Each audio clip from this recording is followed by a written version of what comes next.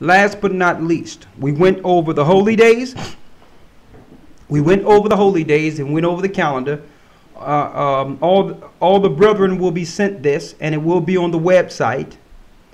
One thing I wanted to make clear so that brothers and sisters don't go off with this, and that's the reason when I'm talking about the clock and the timing and the format of the clock. You will go off if you're using the information that's on regular websites. Okay? Let me give you some information here. We were able to calculate the time of the 364 from the U.S. Naval Observatory. And the reason we use this in particular is it's the most useful source that everyone goes to. Okay? That's calculated through nanoseconds. Opposed to some people go to date and time. And we use the coordinates from Mount Sinai. And we were able to get the dates of the new year. Okay? That's coming because on Friday, the 15th, which is the last day, going into the last day, it's 5:57.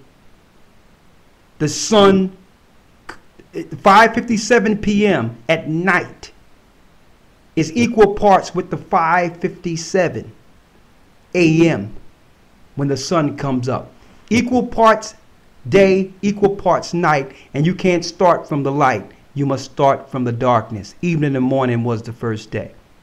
So when you look at Friday the 15th, 5:57 p.m., and you look at 5:57 a.m., that's 12 hours of darkness, then 12 hours of light. Equal parts, starting with the night, evening and morning. All right? And as you can see, Friday sundown to Saturday sundown is what? The 7th day, which is the last day of the year. And then when the sun go down the next day, you're in your new year, which is your new month.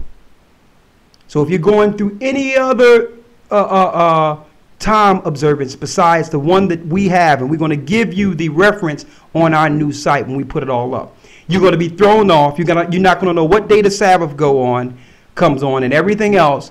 And we're going to be getting all these different emails because you're dealing with calculations that really are null and void. We've already did all the calculations. All right.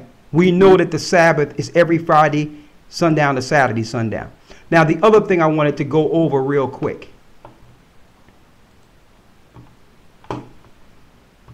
When it says new moon, like we did in our other lesson, we showed you that that word new moon is month. Here's an example of that. One moment. And I hope you all have your Strong's Concordance to follow me here. Right?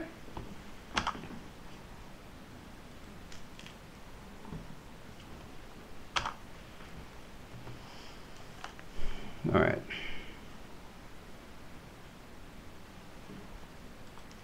I need you to go to Exodus 12 and 18 for me, Elder Lawyer.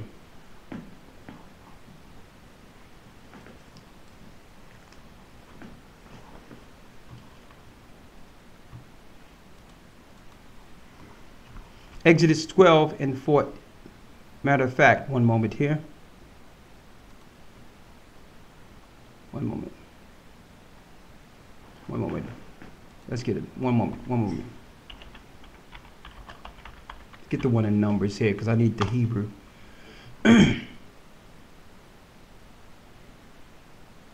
Yes. Let's get Numbers 1 and 1.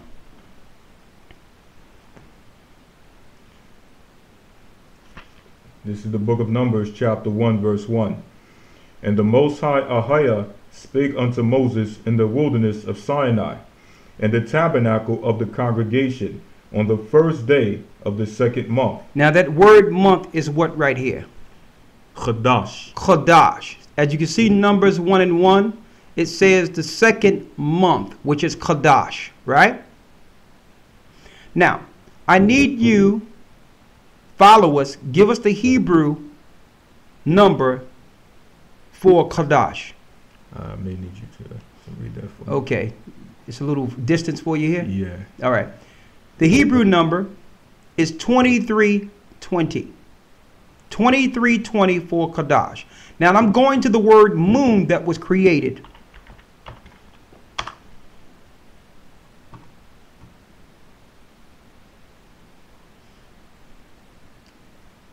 For the moon, where it talks about the sun and the moon.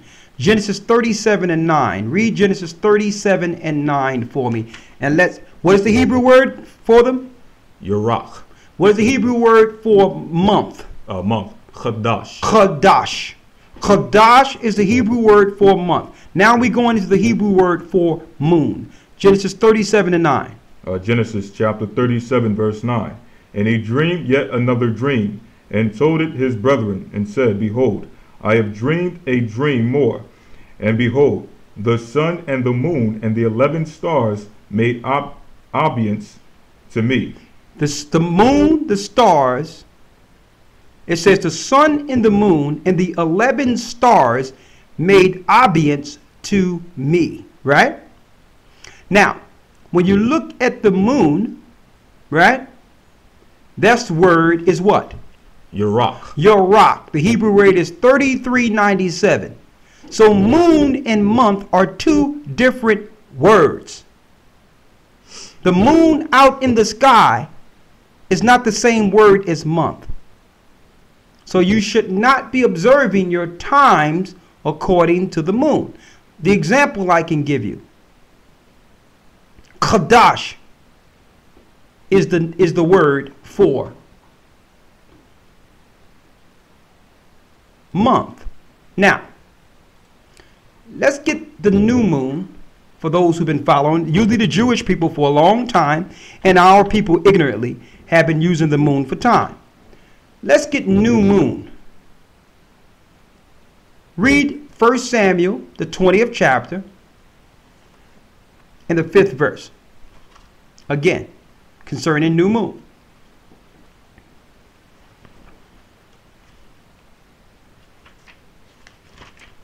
1 Samuel chapter 20 verse 5. And David said unto Jonathan, Behold, tomorrow is the new moon. What word is new moon right there? Chadash. Chadash. It wasn't saying to look up to the sky and see the new moon. It's saying tomorrow is the new month. Tomorrow is the new month. Now, knowing that, we have found through the studies of Enoch in the cycle of the 364, along with the information in Jubilees, including the Hebrew we just read out of the Bible, you got 4 new months per year. So every place you see new moon, you need to translate that word moon to month. The Masoretes did this because the Jewish people follow the slither of the moon, or luminaries. And they patterned themselves after ancient Babylon, who followed the crescent moon, which the Muslims follow, the crescent moon. You're not supposed to observe Sabbaths or holy days according to a moon. The word there, you got to go into the Hebrew and see it speaking of month. There's only 4 new months you follow a year as Sabbaths, and they are change of seasons. Go back to the book of Jubilees and read that for me. Go back to the book of Jubilees real quick and read that for me to show which 4 is Sabbaths each year. And you are to interchange moon for the word month. Because we know in the Hebrew, it's not moon. It's not Yerach. It's Kadash. Read it. This is the book of Jubilees, the 6th chapter. Jubilees 6. It states, and on the new month. On the new month. Of the 3rd month, he went forth from the ark and built an altar on that mountain. And he made atonement for the earth. Go ahead. And took a kid and made atonement by its blood for all the guilt of the earth, for everything that had been on it have been destroyed, save those that were in the ark with Noah. And he placed the fat thereof on the altar. Go ahead. And he took an ox and a goat and a sheep and kids and salt and a turtle dove and the young of a dove, and placed a burnt sacrifice on the altar, and poured thereon an offering mingled with oil, and sprinkled wine and strewed frankincense over everything, and caused a goodly savor to arise acceptable before the Most High. And the Most High smelt the goodly savor, and he made a covenant with him that there should not be any more a flood to destroy the earth, that all the days of the earth, seed time and harvest, should never cease. Cold and heat, summer and winter, and day and night should not change their order, nor cease forever.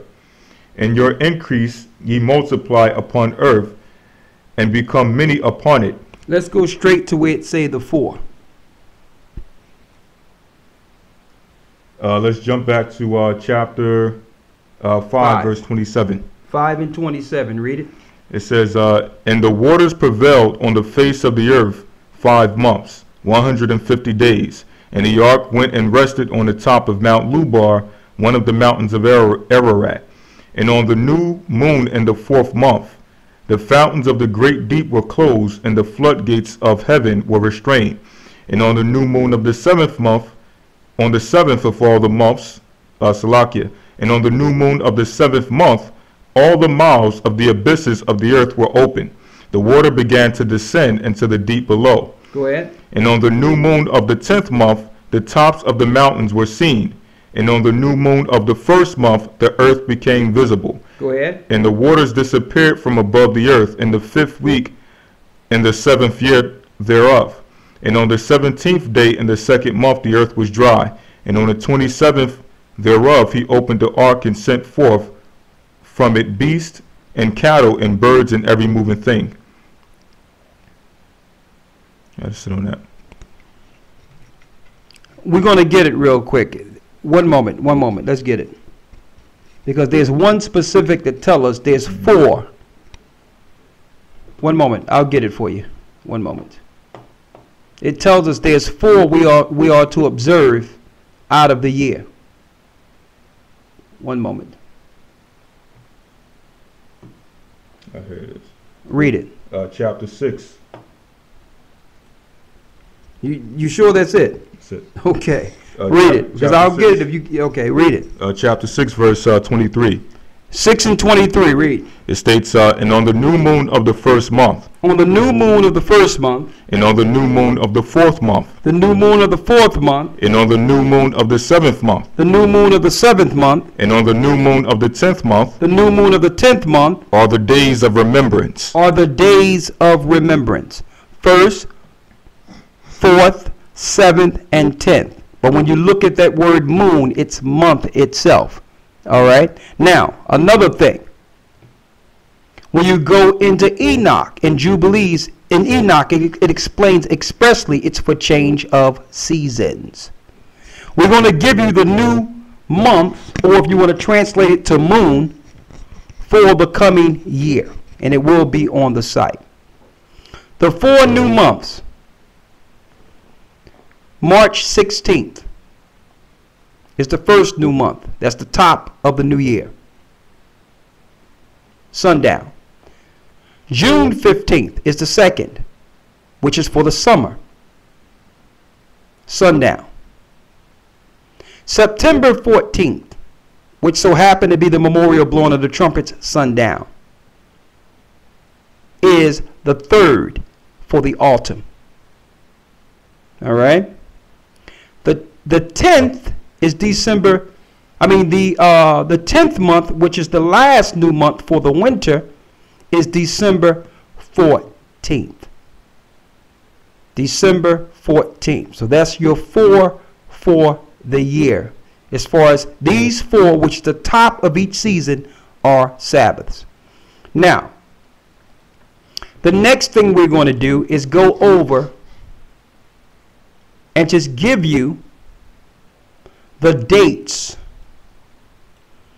for each holy day for the coming year. And it's all being documented, sent to all the brothers around who can actually teach it to the congregation in the way it's been studied and ordered according to the understanding and spirit of the Most High that was bestowed on us to put it together. You got the New Year, which we know, March 16th, sundown.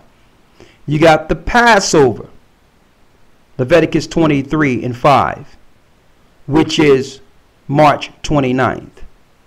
You have the Feast of Unleavened Bread, which is the day later. Okay, March 30th, sundown. You have the waving of the sheaves, begin that time, which is Leviticus 23 and 9, on the day of the Feast of Unleavened Bread. You will count 7 Sabbaths from the Feast of Unleavened Bread and get first fruits or Pentecost, which will be May 18th. And then after that, the memorial blowing of the trumpets, which we know is the 7th, the beginning of the 7th month. That will be the memorial blowing of trumpets, September 14th. And then after that is the Day of Atonement. Okay, which is the 7th month and 10th day of that month, which will be September 24th, Day of Atonement. Then you have the Feast of Tabernacles. All right. The Feast of Tabernacles will be September 29th. All right. Then you have what we call the Feast of Dedications. The Jewish people call it Hanukkah, or the Feast of Lights. That will be December 8th. Then you have, last but not least, Purim, which will be sundown February 26th. That's the full calendar of the year that's coming for the year we're in. And some people might need to know that Purim this year will be February 27th, sundown, and the next day, 28th, is the day of giving gifts. So if you're going to give gifts instead of dealing with Christmas this year, February 28th, you can deal with Purim and give gifts as it tells us in the book of Esther, the 9th chapter. Okay? Now, I gave you the information you need to know right now concerning it. We thank the Most High. We've put it together. Before we came to you, we actually proofed it to make sure it was correct. All right? Is there anything going forward that you would need to know as we receive it? As the Most High bestow it on us, we'll give it to you. But now we got the correct new months, and we got the correct Sabbaths, the correct Passover, the correct holy days, and we hope the Most High bless us for getting in line with his original cycle. All right. And you can, we have this here for you, and we're going to show you how we got the information and everything through the new website that will be available to all of you soon. With that, I'm going to say thank you for your participation, and I'll open it up briefly for questions. And then after that, I'm going to have to yield and let Elder and Brother Gabar come on and go from there. He can pick it up from there. I know we went past the time, but we wanted to make sure this lesson was right. It was a very important lesson, so we needed to give you all what the Most High was putting on our heart to bring forth this particular Sabbath, knowing that our time will soon be at an end in which we will not be able to have these resources, have this medium. We thought that we can give you as much as we can while there's opportunity. Let's see here.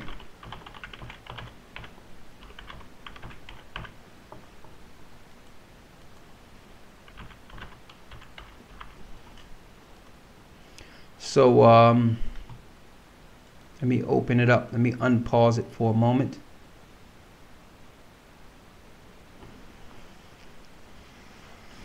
Okay, there's a lot of questions here. One moment.